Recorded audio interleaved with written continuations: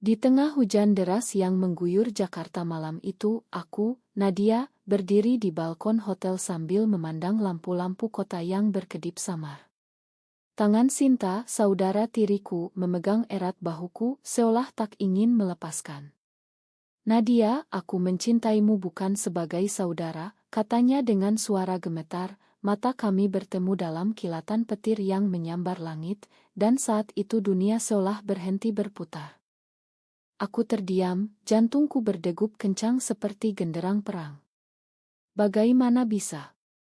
Kami baru saja kembali dari perjalanan kuliah ke Yogyakarta, di mana Sinta telah membantuku melewati segala kesulitan, dari presentasi yang gagal hingga malam-malam panjang belajar bersama. Tapi pengakuan ini, seperti bom waktu yang meledak, menghancurkan semua ilusi tentang hubungan kami sebagai saudara tiri yang harmonis. Kami bertemu pertama kali saat ayahku menikah lagi dengan Ibu Sinta 5 tahun lalu. Aku, mahasiswi semester akhir di Universitas Indonesia, selalu melihat Sinta sebagai adik yang lincah dan penuh semangat, meski usianya hanya setahun lebih muda. Dia cantik, dengan rambut hitam panjang dan senyum yang bisa menerangi ruangan. Tapi sekarang, di hotel ini, setelah perjalanan yang seharusnya mempererat ikatan keluarga, semuanya berubah. Perjalanan ke Yogyakarta itu dimulai dengan antusiasme. Aku harus menghadiri seminar nasional tentang psikologi sosial, dan Sinta bersikeras ikut, katanya untuk mendukungku. Kak Nadia nggak boleh sendirian, ucapnya sambil memelukku erat di bandara. Saat itu aku hanya tertawa, menganggapnya sebagai kasih sayang saudara. Tapi selama perjalanan, ada momen-momen aneh yang mulai menggangguku. Di kereta menuju Yogyakarta, Sinta duduk di sebelahku, kepalanya bersandar di bahuku. Kak, kalau aku bilang aku suka cewek, kamu gimana? Tanyanya tiba-tiba, suaranya pelan tapi penuh arti. Aku terkejut, tapi menjawab santai, ya itu hakmu, Sin. Asal bahagia. Dia tersenyum, tapi matanya menyiratkan sesuatu yang lebih dalam. Aku tak sadar, itu adalah awal dari badai yang akan datang. Sesampainya di Yogyakarta, kami menginap di hotel sederhana dekat Malioboro. Seminar berjalan lancar, tapi di malam hari, saat kami berdua di kamar, suasana menjadi tegang. Sinta sering memandangku lama, dan aku mulai merasa tidak nyaman. Kenapa kamu liatin aku terus? Tanyaku suatu malam. Dia menggeleng, gak apa-apa, Kak. Cuma, kamu cantik banget. Aku tertawa gugup, tapi hati kecilku mulai bertanya-tanya.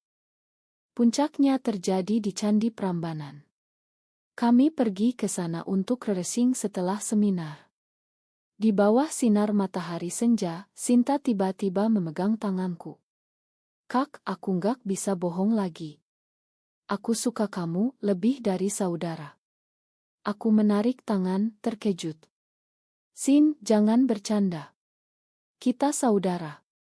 Tapi dia serius, air matanya mulai mengalir. Aku tahu, tapi perasaan ini nyata. Tolong pahami aku. Kembali ke Jakarta, aku menghindarinya sepanjang perjalanan. Di pesawat, aku duduk diam, memikirkan segalanya. Bagaimana ayah dan ibu akan bereaksi? Masyarakat Indonesia yang masih konservatif, di mana hubungan sesama jenis sering dicap sebagai dosa. Aku merasa terjebak antara kasih sayang dan norma sosial.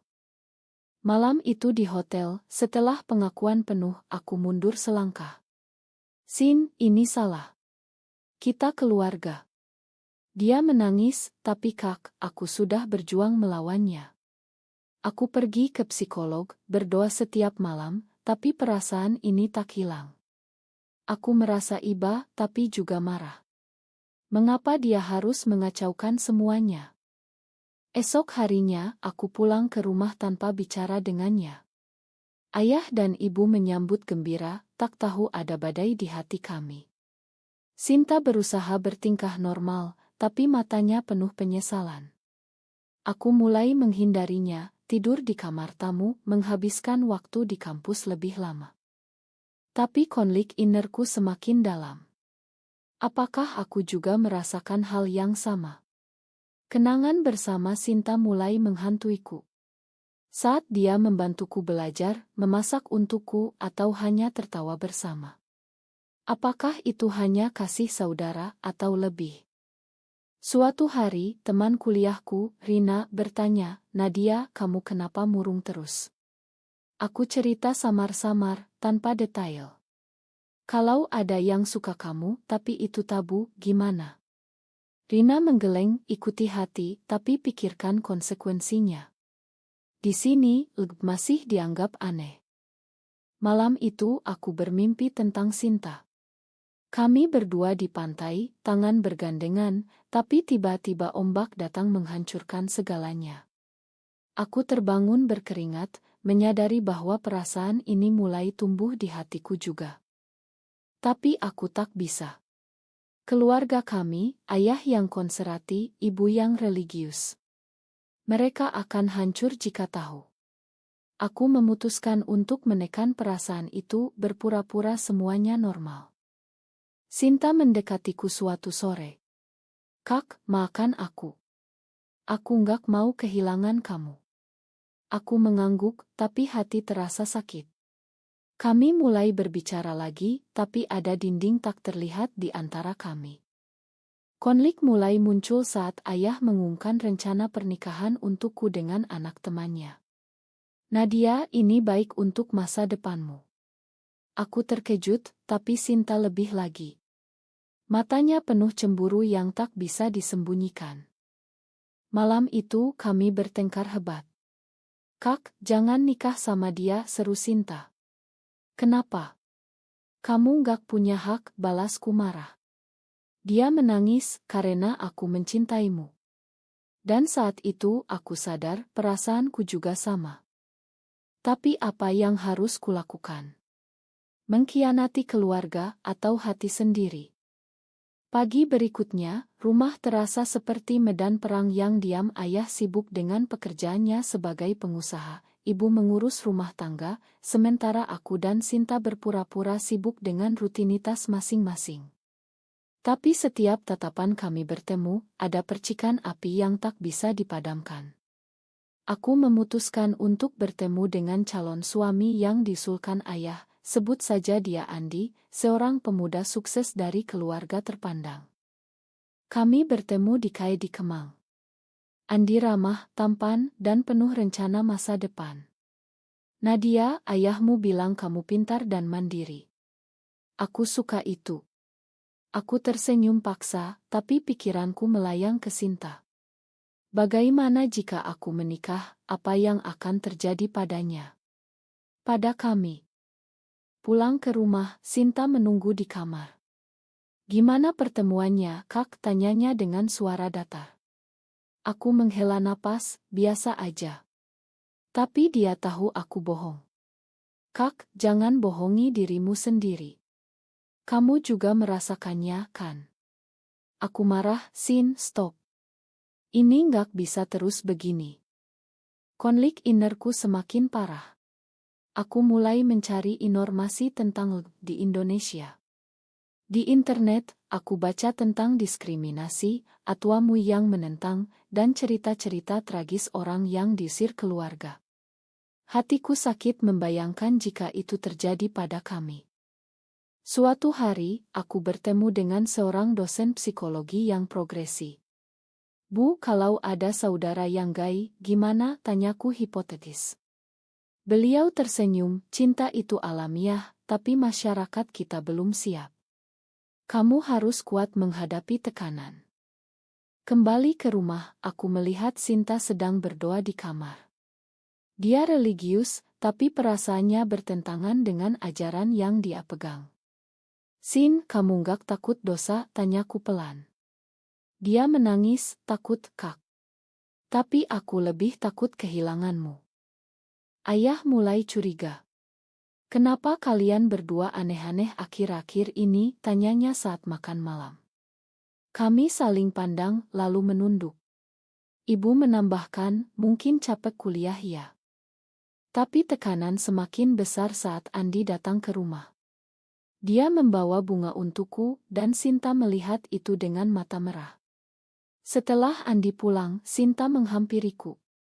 Kak, aku nggak tahan lagi. Aku mau pergi dari rumah. Aku panik. Jangan, Sin. Kita bisa atasi ini. Tapi dia tegas, kalau kamu nikah, aku nggak bisa lihat itu. Kami berpelukan, air mata bercucuran. Saat itu aku sadar aku mencintainya juga. Malam itu kami bicara panjang. Sinta cerita tentang masa lalunya, bagaimana dia sadar suka sesama jenis sejak SMA, tapi menyembunyikannya karena takut. Aku pernah pacaran diam-diam dengan teman cewek, tapi putus karena tekanan keluarga. Aku mendengarkan, hati teriris. Aku juga bingung, Sin. Aku nggak pernah mikir begini sebelumnya. Kami memutuskan untuk sementara menjaga jarak, tapi itu hanya membuat sakit lebih dalam. Beberapa hari kemudian, ada pesta keluarga. Saudara-saudara datang dan topik pernikahanku dibahas. Nadia, kapan nikah? Tanya tante. Aku tersenyum paksa, tapi Sinta menghilang ke kamar. Aku menyusulnya. Sin, sabar ya. Tapi dia marah, sabar gimana? Mereka mau pisahin kita. Kami bertengkar lagi, suara keras sampai terdengar oleh ibu. Ibu masuk kamar, ada apa ini? Kami diam tapi ibu curiga, kalian rahasia apa sih? Aku bohong, gak ada, Bu. Tapi hatiku gelisah. Apakah saatnya terbuka? Esoknya, Sinta sakit. Demam tinggi, mungkin karena stres. Aku merawatnya, dan di saat lemah itu, dia bisik, Kak, aku rela mundur kalau itu buat kamu bahagia. Hatiku hancur. Aku tak bisa bayangkan hidup tanpa dia. Tapi pilihan apa yang ada? Mengkhianati keluarga atau hati? Konflik mencapai titik baru saat ayah mengumumkan tanggal lamaran. 2 minggu lagi, Nadia. Aku shock, Sinta lebih lagi. Dia memutuskan untuk kabur malam itu. Aku menemukan catatannya, Kak, aku pergi. Jangan cari aku. Aku panik, menelepon teman-temannya, tapi tak ada jejak. Malam itu aku menangis sendirian, menyadari betapa aku mencintainya. Pencarian dimulai. Aku pergi ke tempat-tempat auritnya di Jakarta, dari Monas hingga Ancol. Tapi tak ada. Akhirnya seorang teman bilang Sinta di Bandung tinggal di rumah saudara. Aku naik kereta sendirian, hati penuh kekhawatiran. Sesampainya di Bandung, aku menemukannya di sebuah kai kecil. Sin, pulang yuk. Dia menangis, gak bisa, Kak. Aku gak mau rusak hidupmu. Kami bicara lama. Aku juga cinta kamu, Sin. Tapi kita harus hadapi bersama. Tapi dia ragu, masyarakat, keluarga. Kita akan diusir. Keputusan sulit, kembali dan terbuka, atau lari bersama. Kembali ke Jakarta, kami memutuskan untuk sementara diam tapi tekanan dari ayah semakin kuat. Nadia, lamaran besok. Siap-siap ya. Aku mengangguk, tapi hati memberontak.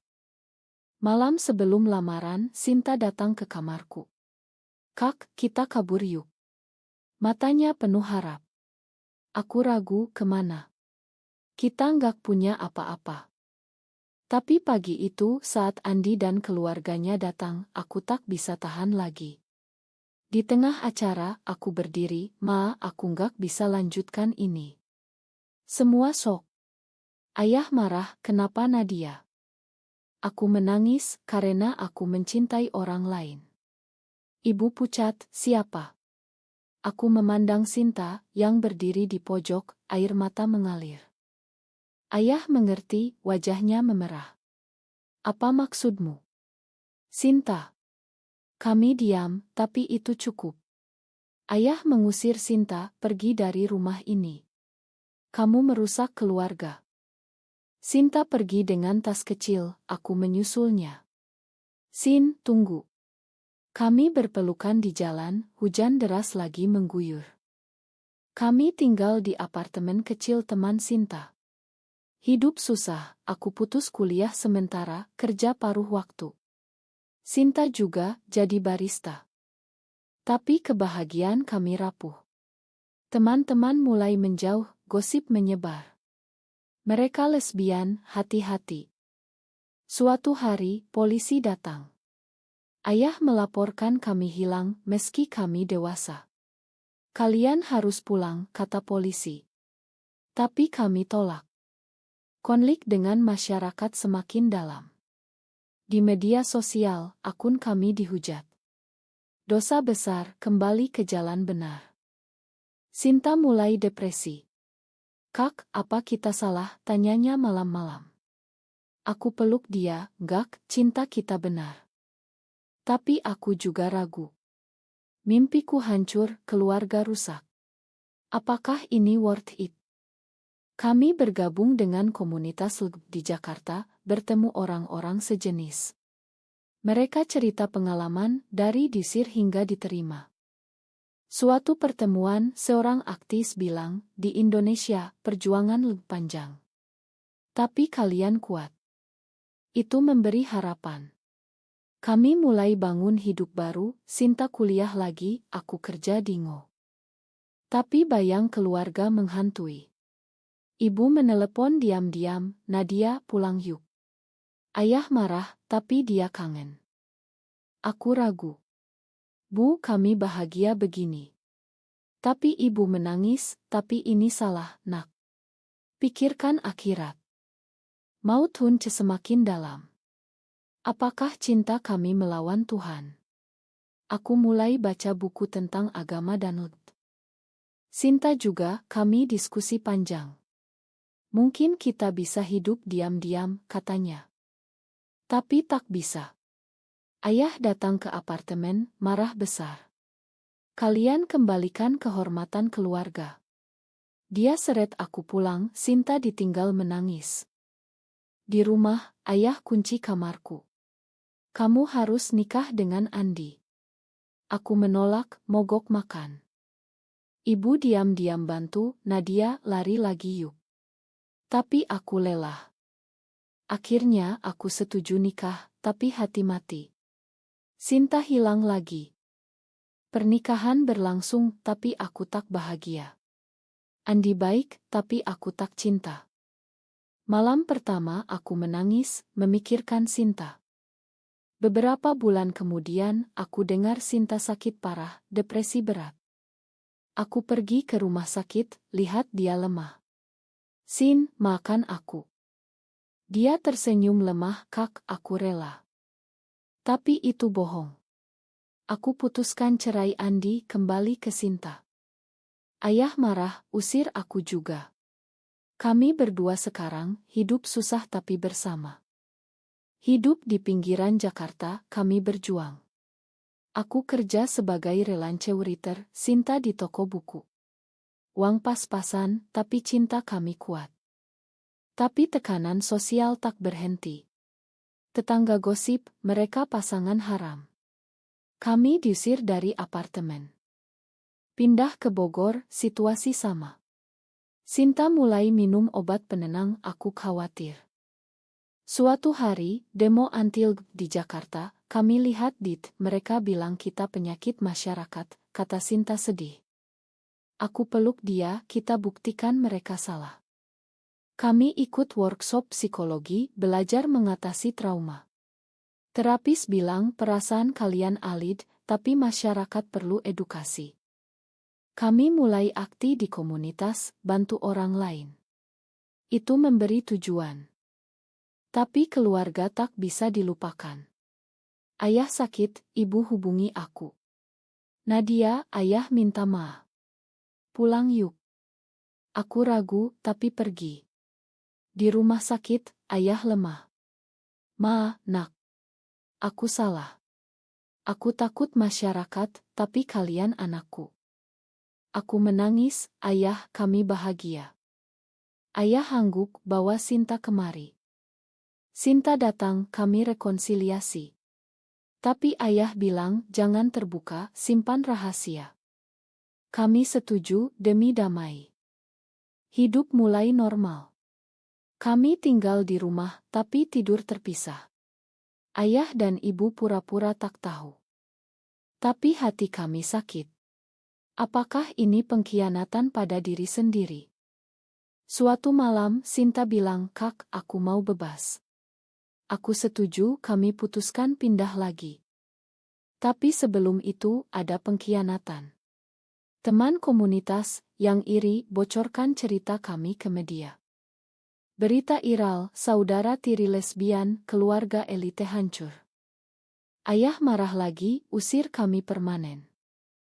Kami lari ke Bali, mulai hidup baru. Di sana lebih toleran. Sinta kerja di hotel, aku tulis buku tentang pengalaman. Tapi luka lama terbuka. Sinta mulai ragu, Kak, apa kita terus begini? Aku jawab, ya, karena aku cinta kamu. Konflik akhir muncul saat mantan Sinta datang. Seorang wanita cantik ingin kembali. Sinta goyah, dia paham aku lebih dulu. Aku marah, Sin, jangan khianati kita. Kami bertengkar hebat, Sinta pergi dengan dia. Aku hancur, sendirian di Bali. Beberapa minggu kemudian, Sinta kembali, maka aku salah. Dia cuma masa lalu. Kami rekonsiliasi, tapi kepercayaan retak. Hidup terus, dengan luka dan harapan. Tahun-tahun berlalu, kami bangun kehidupan stabil di Bali. Aku jadi penulis sukses, buku tentang laris.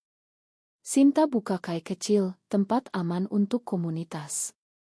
Keluarga perlahan menerima, ayah dan ibu kunjungi diam-diam, kami bangga kalian kuat, kata ibu. Tapi masyarakat masih keras. Ada ancaman, tapi kami lawan. Suatu hari, Sinta usul, Kak, kita nikah di luar negeri.